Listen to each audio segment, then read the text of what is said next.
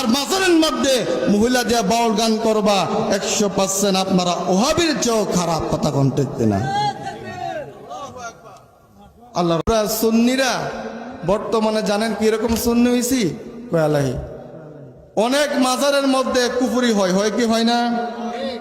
বাবা শাহজালাল শাহ বরান তারা নিঃসন্দেহে আল্লাহর ওলি, কিন্তু তাদের মাজারের মধ্যে গাঞ্জার আসর বয়, তাদের মাজারের ইশারা করিয়া কিছু মানুষ বাউল গানের আসর বসায়। আজকাল তারও সুন্নি দাবি করে। আমি শেষ মুখে একটা কথা বলি, আজকাল সুন্নিরা কেন তাদের কাছে আমরা জবাব দিতে করতে হয়? একটাই কারণ, আজকা মাজার হলো পবিত্র, এই পবিত্রের মধ্যে একদল ভণ্ডরা নামাজ নাই, রোজা নাই, হজ নাই, জাকাত নাই, দান নাই, সদকা নাই, কোনো কিছু নাই।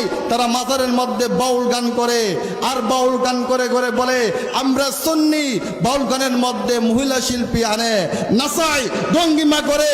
আমি বলতে চাই মাজার 100% সঠিক আল্লাহ ওলির মাজার, তবে যারা এগুলো করে তারা সুন্নি নয়, বরং তারা এক জামানার মধ্যে সবচেয়ে বড় ফেতনাবাজ। হাত তুলে বলুন ঠিক কিনা?